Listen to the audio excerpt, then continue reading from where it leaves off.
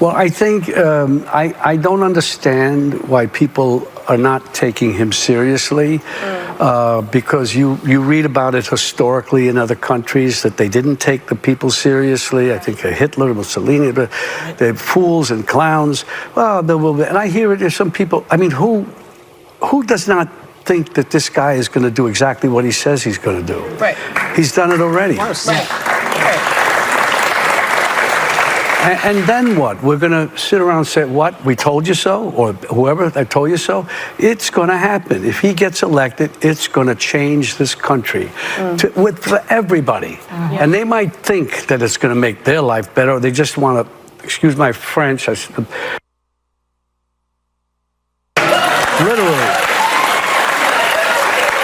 Those people who support him with anger and hate, because that's what he's about, they're going to see. That was actor Robert De Niro, and I'll be playing more for you from his appearance on The View. He always speaks in really stark terms. Love to see it. And to break this down with me, I want to bring in Josiah from Pondering Politics. Just always delight to see your wonderful face.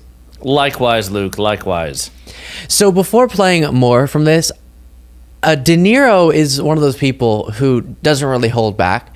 And there's a lot to analyze in sort of how do you approach discussing Trump? Because for me and you, we talk about him every single day.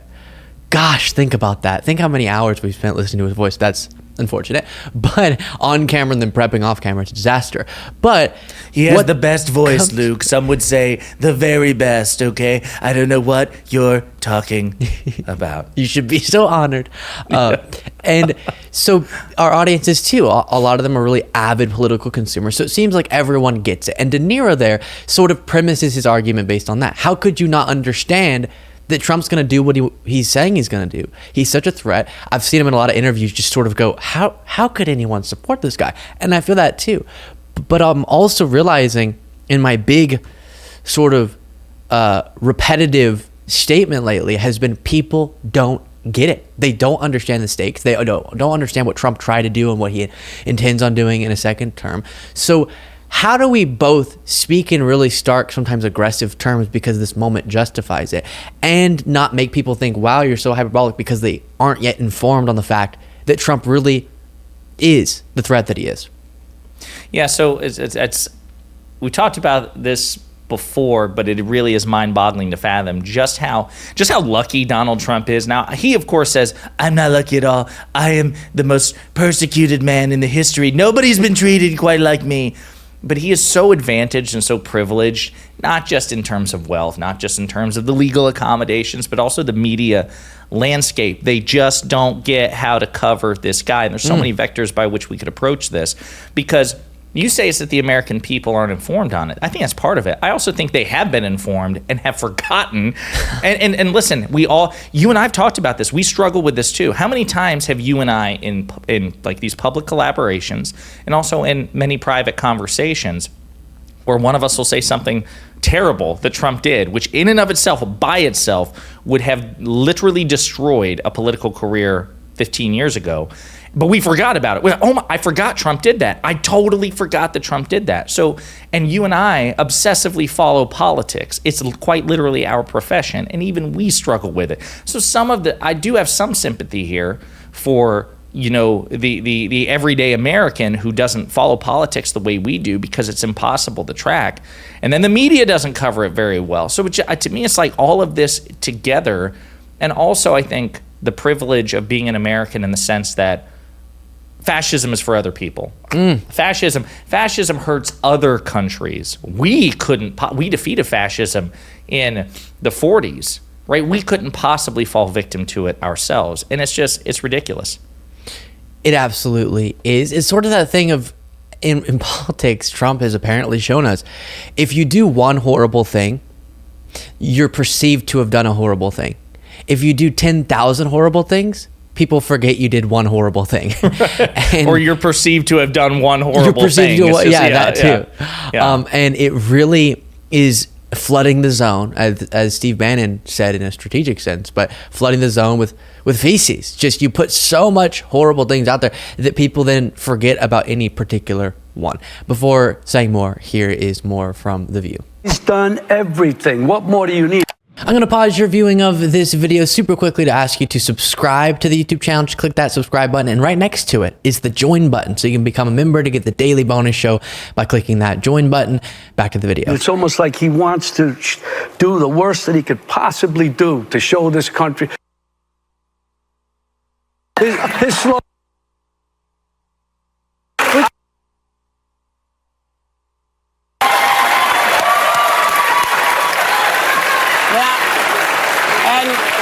And the other thing is, if he becomes president again, he's never listen, he's not going to not stop being president. You understand this? Yeah. His idea is to stay in until he drops dead. So it is wild to see them cutting the mic over and over as he swears. And just because you couldn't hear what he was saying there, he kept saying that Trump's slogan should be F America.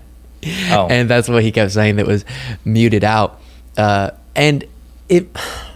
So my thing is, I said this in a previous Robert De Niro segment, actually, I think it was, we do need, because just the media, and that's such a general statement, but generally how people are getting their information, it's not properly getting to them, or at least enough, as you said, so people won't forget what Trump actually stands for. The fact that he called for the termination of the Constitution, the fact that he's saying he's going to go after media outlets he doesn't like, the fact he tried to block the peaceful transfer of power, the fact that he has all these openly authoritarian ambitions. People don't get it or they don't remember.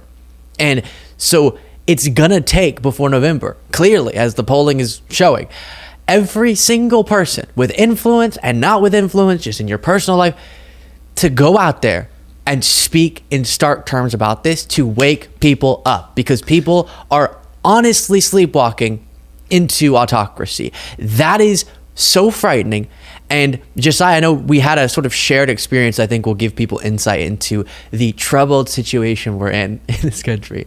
Yeah, so for context here, Luke visited me over the weekend because a bunch of friends came in from out of town, a bunch of local friends to celebrate my 33rd birthday. I know I don't look it. I look considerably older.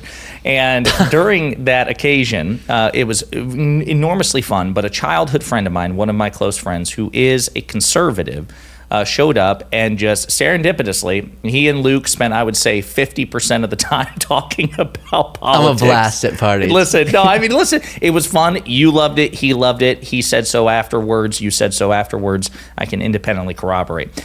Now, what's interesting is this guy has never voted for, or rather, he didn't vote for a Republican in 2020.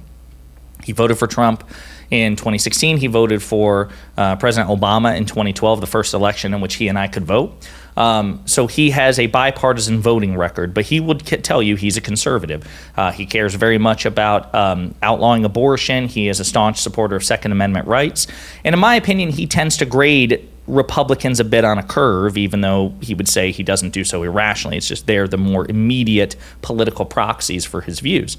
He's very critical of Trump. What's interesting to me, or one of the interesting things, is he is hyper aware of every potential negative thing associated with the Democrats. So he's aware of President Biden's gaffes, for example, and he's of the opinion that Biden is senile, but he didn't know anything about Trump's gaffes, right? He didn't know that the same polls which say that President Biden is mentally unfit for office also say, according to a majority of Americans, that Donald Trump is mentally unfit for office. And so what the thing I kept walking away from throughout conversations over the weekend with this guy was, this is somebody that we could theoretically reach, right? Because he's not a MAGA cultist. And yet it's still such a grueling uphill battle because he's not aware of the information. He has siloed off. Now, that was my experience. I'm curious, what about you? Like, what did you get from those conversations? Yeah, and he and a bunch of other people, in terms of conversations I've had, both you and I, Josiah, grew up in red states with lots of conservatives in our network, and so probably having more of these conversations day to day than most people. And in every single one of them, including with the person you're referring to, you realize it's not just the MAGA cultists who are okay with rolling the dice on democracy. Now, again, it's not because every person's a horrible person who just hates democracy. It's more so, I don't know, a misunderstanding or thinking that the cost benefit analysis. I honestly can't explain it to you, but there are so many people who in every other facet of life are rational, are great people to spend time with, are wonderful human beings. In this political realm, are sort of okay, even if you do present some of the facts to them, with rolling the dice on democracy, understanding Biden doesn't threaten democracy, Trump could in their mind, and of course we know he does, but feeling like, oh, but I really hate Biden's policies. And that's a situation to be in that is so dire, because you would think it's so easy to have as the ground floor foundational belief everyone's going to, number one, make sure we uphold our democracy. Every other issue has to come second. But apparently not, Josiah. No, and that's the thing. I remember telling him, it was funny, so you two had a very long conversation at the rooftop venue, and he and I had multiple conversations the night before, one later on that day, Saturday, and then on Sunday, and then we had a follow-up, a 3.5-hour follow-up on Monday. Apologies to my viewers for why the videos were so late, because it was interesting. This guy is a close friend of mine, so I just had to say that I had to be able to tell myself that I did everything in my power to move the needle on this, okay? Obviously not being able to control his final outcome. And what was interesting was on one of the conversations, he made it clear he was willing to roll the dice on Trump in theory, right? He says he's not going to vote for him, and I believe him, but that if given a choice between Biden and Trump and not being able to just not vote or vote third party, that if you had to choose between one of them, he says his gut instinct would be to roll the dice on Trump, even though he recognizes Trump's I want to be very clear, he's not shy about criticizing Trump. He thinks Trump's an idiot. He thinks Trump's an authoritarian, that he's a malignant narcissist. But in his view, Biden's senile, and Biden supports abortion rights, and Biden supports gun control legislation. And so the thing I walked away from, and I asked him this as I was dropping him off at the airport, I'm like, so just to be clear, your gut instinct is to put policy outcomes over the framework of our democratic republic. And I said, I'm trying to understand, I guess the thing I'll leave you with is that if more people think that way, especially on our side, then we run into a real problem, right? If that idea proliferates, Luke, that listen, you know what? If Republicans are going to do it too, perhaps Democrats should do it as well, that maybe we should value policy outcomes over the continuation of the democratic republic. Well, then we're in a real, genuinely dangerous crisis. And that's why I encourage conservatives to do what Liz Cheney and Adam Kinzinger have done. They have not rejected their conservative bona fides. They have not rejected their conservative values. They just recognize that there's no point in having conservative values and conservative policy prescriptions if the things which would facilitate that just crumble, right? And that's what Trump represents. And so I think we made some progress, he and I did, and also the conversation that you did in terms of moving the needle. But it was just that the thing I guess I want to emphasize is that is one person who is relatively reasonable, relatively educated, and it takes superhuman effort, in my opinion, to convince certain partisans that they should put the structure above policy. Because I know you've said this before, Luke, if a Democratic candidate came along with whom we agreed on 90% of policy, but they said, this election thing, I don't really, if I win, it's valid. If I lose, it's not valid, and also I'm going to stay in power. Like if you basically found a Democrat who was as authoritarian as Trump is, you and I wouldn't vote for him, even if we agreed on the policy. Not because we don't want the policy, but because we recognize you can't have the policy if the whole system collapses. Yep. Does that make sense? Like I feel like absolutely does. I feel like we are willing. I feel like so many of us are willing to see the bigger picture and still fight for policy, as opposed to roll the dice just for a specific short-term potential policy outcome. Because as Bill Barr has said, you referenced Bill Barr, even Bill Barr has said, you don't get conservative policies under Trump because he's too stupid and ineffective to provide him. And yet he's going to vote for Trump anyway. Make it make sense. Make it make sense. I can't. And I will note for the audience, in case you're wondering, just as we were giving a lot of information, we got permission to share the story we just did, just to give you guys a real world example of, I've been saying to my audience that I'm doing little focus groups on my own. meaning very informally talking to people as much as I can in any situation I can, and not debating, just picking their brain as to why they are where they are, especially people who you would put floating in the middle, not exactly sure what they were going to do. And it's frightening, but also I will say with a lot of people, if you actually have the chance, as I've had with a few people, to go through all of it, to walk through what the fake elector scheme was and how it could have worked to keep Trump in power despite losing the election, what he wanted these local officials to do in violating their oath of office and disenfranchising millions of voters, what he didn't do on January 6th and calling off the mob, etc. And then the things that he's explicitly publicly promised to do in a second term, like locking up his political opponents. If you actually do that, I think more people, even who we're referring to, if they have all the information, would know what to do and would vote for democracy. But it's scary that it's that hard, like you said, a Herculean effort to get people to do what should be a given. Josiah, where can people find you? You can find me at youtube.com/@ponderingpolitics, one word. And Luke, I appreciate the collab, man. Always a delight.